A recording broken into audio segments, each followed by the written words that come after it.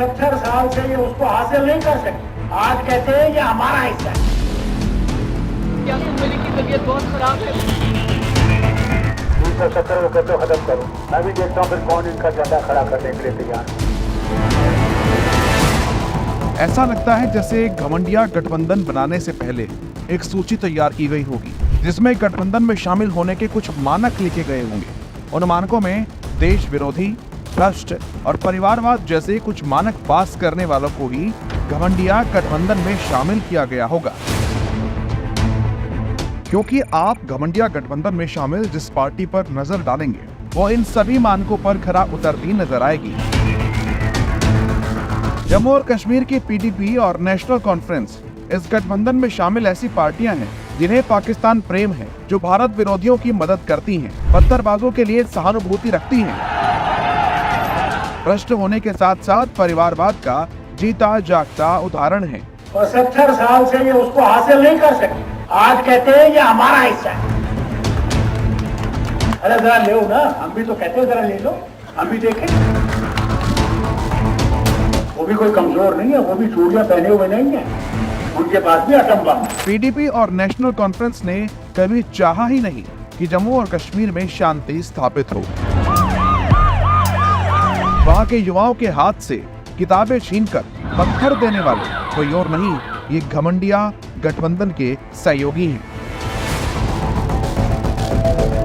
पत्थरबाजों को समझाकर सही रास्ते पर लाने की कोशिश करने की बजाय फारूक अब्दुल्ला जैसे नेताओं ने उन्हें बढ़ावा देने का काम किया है। एमएलए बनूं या एमपी बनूं या मिनिस्टर बनूं,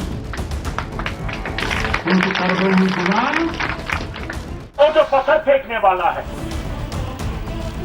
उसको टूरिज्म से कोई मतलब नहीं है, ये समझ जाए। उसको टूरिज्म से मतलब नहीं है, वो भूखे मरेगा मगर वो वतन के लिए वो पत्थर मार रहा है, ये समझने की जरूरत है।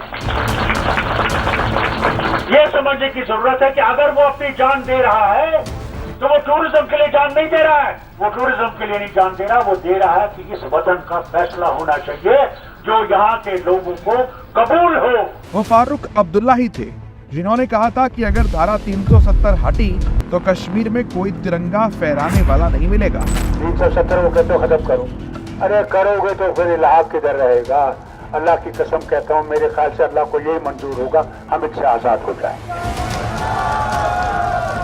करें, हम भी देखते हैं, हम भी देखते हैं। मैं भी देखता हूँ फिर कौन इनका झंडा खड़ा करने के लिए तैयार हो। मैं भी देखता हूँ फिर कौन इनका झंडा खड़ा करने के लिए तैयार हो। मैं भी देखता हूँ, आप भी देखते। पीडीपी और नेशनल कॉन्फ्रेंस ही है जिनका पाकिस्तान प्रेम समय समय पर दिखता रहता है। इन दोनों पार्टियों की हमेशा ये सोच रही है कि भारत पाकिस्तान के सामने झुक जाए और उनकी शर्तें मान ले। अब अगर जम्मू कश्मीर के लोगों को सुकून मिलता है, आराम मिलता है, उसके लिए अगर आपको पाकिस्तान से फिर बात करनी चाहिए। और जो ट्रेड जम्मू कश्मीर, चाहे रावलाकोट का हो, चाहे वो मुजफ्फराबाद रोड का उड़ी मुजफ्फराबाद हो, जो ट्रेड हमारा रुक गया है उसको चालू करने के लिए भी पाकिस्तान के साथ बात करनी चाहिए। भारत को तोड़ने वाले, भारत में आतंकी गतिविधियों को चलाने वाले आतंकी यासीन मलिक की महबूबा मुफ्ती को इतने चिंता है कि कभी वो आतंकी यासीन मलिक की रिहाई की मांग करती हैं, तो कभी सजा में बदलाव चाहती हैं। इन तमाम ज्यादतियों के खिलाफ जिसमें यासीन मलिक की तबीयत बहुत खराब है, बहुत उनको इमीडिएटली छोड़ दिया जाना चाहिए कि अगर खुदा ना खास्ता उनकी तबीयत और बिगड़ गई तो मैं अभी आपके यहाँ से कहना चाहती हूँ गवर्नमेंट ऑफ इंडिया को कि जम्मू कश्मीर के हालात और बिगड़ जाएंगे और संभालना बड़ा मुश्किल हो जाएगा। हिंदुओं से नफरत और पाकिस्तान प्रेम महबूबा मुफ्ती को विरासत में मिला है। पूरा देश जानता है महबूबा मुफ्ती के पिता मुफ्ती मोहम्मद सईद के राज में कश्मीरी हिंदुओं के साथ जघन्य अपराध हुआ। 1986 में अयोध्या में राम मंदिर के ताले खुलवाने के बाद देश के कुछ हिस्सों में दंगे भड़क उठे, जबकि कश्मीर काफी हद तक शांत था। लेकिन अनंतनाग जिले में हिंसा भड़क उठी जो मुफ्ती मोहम्मद सईद का गढ़ था। वहां कई मंदिरों को अपवित्र किया गया और पंडितों के घरों पर हमले किए गए। कश्मीर से रिपोर्ट करने वाले प्रवीण डोधी ने विभिन्न स्रोतों का हवाला देते हुए कहा कि मुफ्ती इन दंगों के पीछे थे, मुफ्ती ने ही दंगों की साजिश रची थी।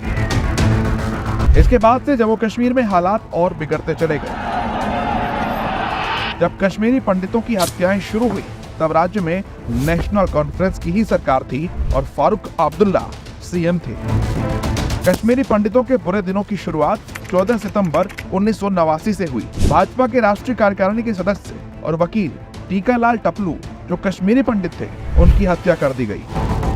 इसके बाद जस्टिस नीलकांत गंजू की भी गोली मारकर हत्या हुई। उस दौर के अधिकतर हिंदू नेताओं की हत्या कर दी गई। पंडितों को कश्मीर छोड़ने के लिए कहा जाने लगा। कश्मीरी पंडितों ने कश्मीर छोड़ा, अपनों को खोया, सिर्फ और सिर्फ पीडीपी और नेशनल कॉन्फ्रेंस के कारण। आज पीडीपी और नेशनल कॉन्फ्रेंस घमंडिया गठबंधन का हिस्सा है। बस आपको इतना सोचना है कि अगर गलती से भी ये सत्ता में आ गए तो क्या ये निज स्वार्थ के लिए देश का सौदा नहीं करेंगे? धारा 370 फिर से लागू करने की मंशा रखने वाले क्या फिर से धारा 370 लागू कर जम्मू और कश्मीर को तबाह करने का काम नहीं करेंगे? ये वो सब करेंगे जो ये करते आए हैं और कहते आए हैं। इसलिए इन घमंडियों से सावधान रहें और सतर्क रहें, क्योंकि देश के लिए घातक है घमंडिया।